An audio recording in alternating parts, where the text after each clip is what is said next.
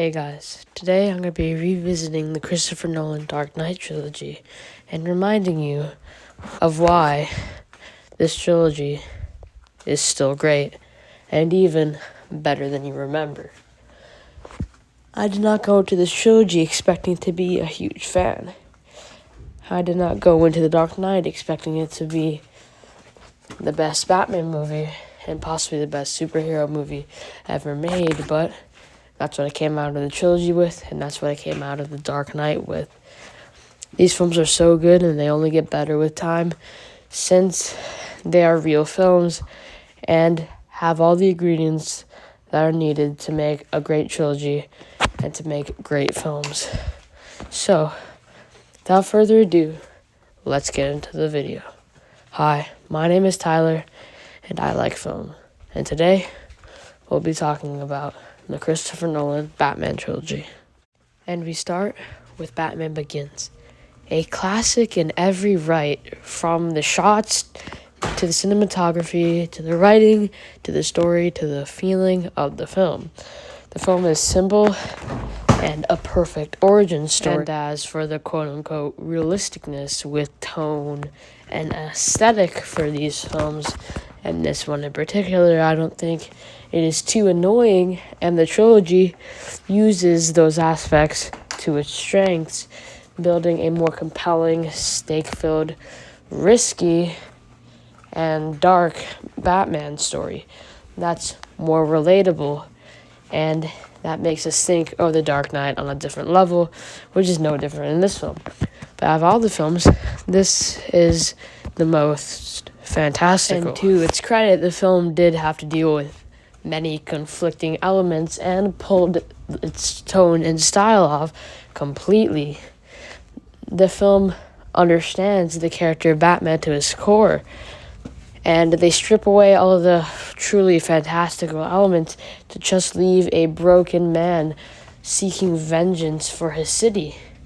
And in this film, the journey that Bruce Wayne goes on as he truly matures from a boy into a man and finds his purpose is executed phenomenally and just makes the film all the more powerful and all the more better. Since I pointed out the moral dilemma and journey that the character goes on through this movie, I would like to talk about the villains. Though the villains in this movie aren't the strongest, they still provide what they need to provide to the story, only serve to better the character of Bruce Wayne and set up a few things for future films. Overall, I don't have too many more things I can say about this film other than that it is a classic in every right and is very well made, and that leads me to give this film a 9.4 out of 10. The next film in the trilogy is the acclaimed Dark Knight, which sadly was snubbed for an Oscar for Best Picture. So The Dark Knight was not a film that I was able to fully appreciate, and I don't think I am even now able to fully appreciate it. The film seems to have endless rewatch value because of its quality. The film seems to get better every time that I watch it. Every sequence is masterfully crafted, and the filmmaking is very evident in this film since it is great. The beginning sequence of the film is so masterfully crafted and memorable, and the Joker is terrifying with an amazing performance and him being an excellently written character that is directed in a perfect way. Some may call the direction of this film flat, and though it may be, what's happening in the camera is really what the focus should be.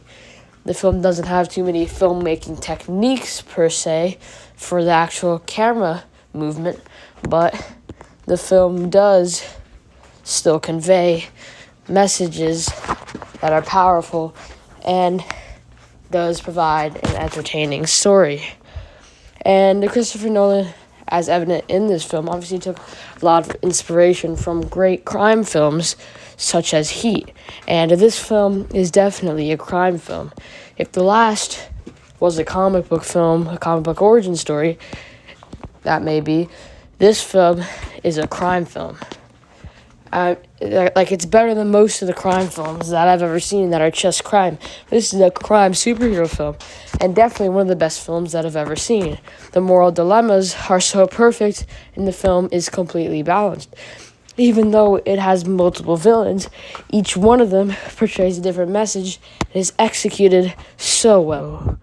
Another thing that makes this film especially great is the stakes. The film actually has good stakes, and there are character beats that are unforgettable and really impact both the characters of the movie, the plot, and the film watching experience as a whole.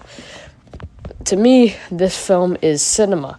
It provides you with the perfect amount of spectacle, thrill, and insight into society, the human condition, and the fact that we can all go a little mad. I give this film a 10 out of 10 for the reasons described. The next film on this list may be my favorite of the trilogy, even though it is looked at, even by me, as the worst and weakest of the trilogy. Even if it is the worst, it is not by much, and is in no way a bad film, and is significantly better than the public remembers. First, I will acknowledge the undeniable problems of the film, that being the plot and the narrative elements of the film. And sure, there are plenty of plot holes, and at times this film doesn't make sense whatsoever. The dialogue can be clunky, and sometimes the characters seem to just be driven by the plot, which itself doesn't make any sense, which begs the question, what's the point? What's the point of the film? What's the point of these characters, of this journey, if the characters don't go through this journey by their will, and the story doesn't revolve around them? And I think that is the biggest and most underlying problem of the film, and is what puts most people off. And I'd agree with anybody that calls this Christopher Nolan's laziest film. I'd agree with anybody that says that the film could be considered bad because of these problems. But yet this film has this idea of grandiosity. This film's trying to be grand. This is Nolan going full Hollywood, and this harkens back to my question of what's the point? What's the point of the story of this journey when it's only pushed by a matter of will of the story, of Nolan, not of the characters in the film? And the point is to serve the meaning of these characters, the meaning of Bruce Wayne's character arc in this film and throughout the trilogy, the meaning of the theme of this film. If you look at this film one way, very straightforward, it doesn't make any sense and is a total mess.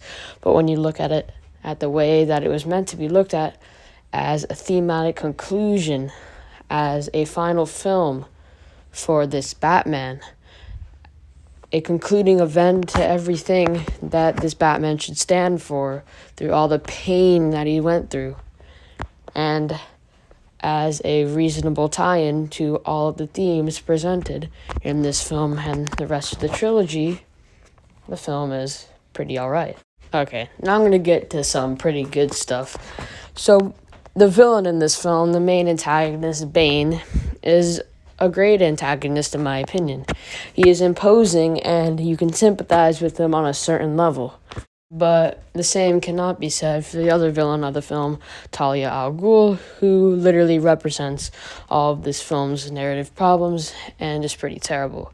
Unlike Bane, who, again, represents the themes of this film and is literally just there to serve as the antagonist, but that works with the film. So yeah, I like the conflict between Bane and Batman in the movie, and of course the character arc is good.